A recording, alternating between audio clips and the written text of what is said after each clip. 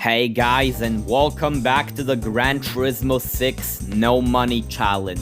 If you haven't watched the episodes before this, I highly recommend you watch them first. Anyways, I welcome you back to the world of Gran Turismo 6. And so we've completed Sunday Cup, Amateur Cup, and Novice Championship to complete Novice class events. And then I got through Freshman Cup, 400pp Clubman Cup, and City Trials to beat National B class. Then to get through National A class, I went through 500pp Clubman Cup, Race of NA Sports Series, and Turbo Sports Series. And then in International B class, I had to go through Tour of Europe, 10-minute races, and British lightweights. Then I went through Red Bull X Challenge for absolutely no reason, and finally got through World Circuit Tour, 15-minute races, and Rain Masters to get through International A class events. And well guys, we did it! Everything else is out of the way, so it's time to finally do the GT World Championship. The first race is at Mount Panorama, so let's see how I do. The first corner came around and it went smoothly, but sadly, no overtakes.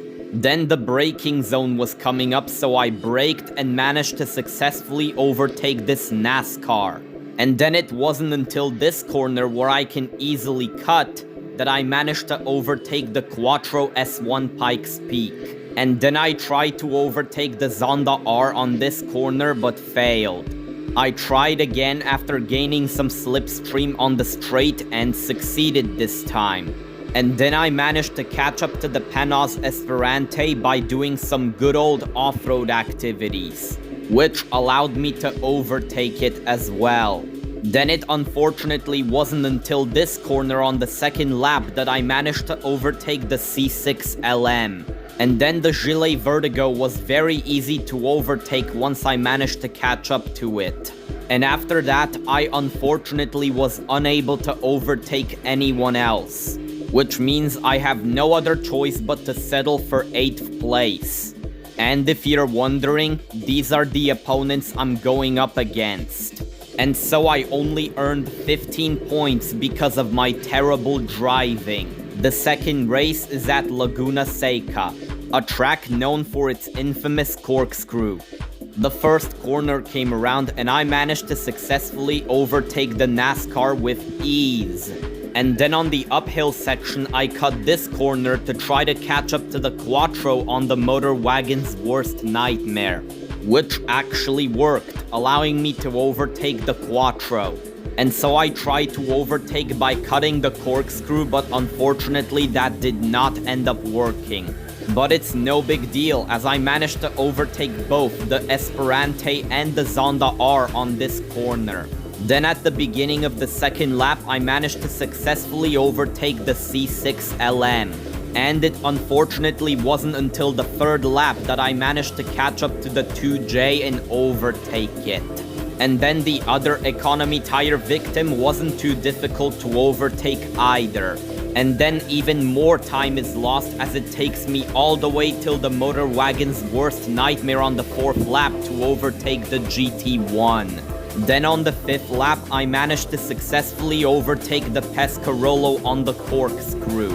And then I stayed in 5th place for most of the race, as the last remaining 4 race cars are just way too fast. 55 points, I unfortunately don't think I'll win this. The third race is at Spa-Francorchamps circuit.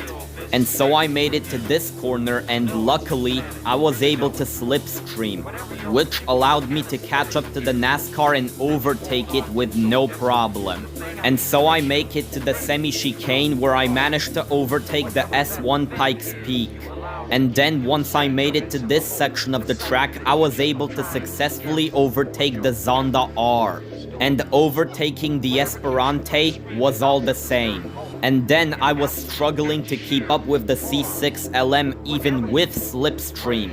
But thankfully we have already made it to the GT40 corner where I was able to cut and easily overtake it. And then after making it through the speedy section, we made it to the semi-chicane again. which is where I managed to overtake the Chaparral 2J and the Vertigo. And then at the end of the second lap, tragedy struck, as I almost spun out, causing me to lose the benefit that the GT40 corner would have given me in the first place. And so I tried to catch up on the inverted corkscrew and, well, GG's. You can already tell how the race went from this point onwards. And it unfortunately wasn't till the end of the third lap that I managed to catch up to the GT1, thanks to the existence of the GT40 corner. The Peugeot 905 is being way too fast like usual, as not even the GT40 corner helped me catch up to it. So I tried to catch up again on the inverted corkscrew, and then tried to catch up again on the semi-chicane. And after a while, I tried again on this corner and actually succeeded this time. And then I overtook it on the upcoming corner. And unfortunately, I have to settle for 5th place again, as the last 4 remaining race cars are just way too fast. At this point, I think I should just be happy if I even finish in the top 5. The 4th race is at Silverstone. Also, a bit off topic, but I have no idea how Gran managed to successfully compete against these cars in the pink Vits. Anyways, I managed to overtake the NASCAR by cutting the track, and same goes for the Quattro S1 Pikes Peak, which was not too far ahead of it. And then on this section of the track, I managed to successfully pull a quadruple overtake using some clean racing. And honestly, even if this is the one and only race where I'll be in first, I'll be proud either way. And so the washing machine stood no chance on this corner against my off-road activities. And so I cut the track here, which allowed me to catch up to the Toyota GT1. And then I overtook it by pulling another off-road activity. And that exact same off-road activity also allowed me to overtake the Peugeot 905 somehow. And so I had to hold off the Peugeot 905 for an extremely long time, which was easier said than done. That is, until I got to this corner and managed to do some clean racing the second, which allowed me to catch up to the last remaining 3 race cars that I haven't overtaken yet. And then I cut this corner, which allowed me to overtake all 3 of them. Yes, even the Minolta. And I literally had to do everything in my power to not get overtaken by them. And so off-road activities were necessary to keep my first place. And so I pulled an off-road activity on this corner, and after 2 more laps of off-road activities, I did not have to worry about getting overtaken at all. And for once, I get the enjoyment of winning against these race cars in a race. But it doesn't even matter anyways, cause I am not gonna win the championship either way. The 5th and final race is at Nürburgring 24-hour layout. Starting off weak, as it wasn't until this corner that I managed to successfully overtake the NASCAR. And then this giant off-road activity allowed me to overtake the Quattro S1. And when I got to this corner, I managed to successfully overtake the Zonda and Esperante by pulling a Mad Jester. And then the C6 LM was putting up a large fight against my GTR. But that's when I got to the Duff 7 meme corner, on which I somehow managed to overtake the C6 LM without crashing. And then karma would once again strike me for something I didn't even do. Insert explosion here. Insert explosion here. And because of that, the Esperante overtook me. But then I overtook it back by doing an off-road activity. And then it was an absolute fucking nightmare to try to catch back up to the C6 LM. And so on the carousel, I went wall grinding to try to build some time over the C6 LM. And after the longest 5 minutes ever, which I won't bore you with, I finally managed to overtake the Gillet Vertigo.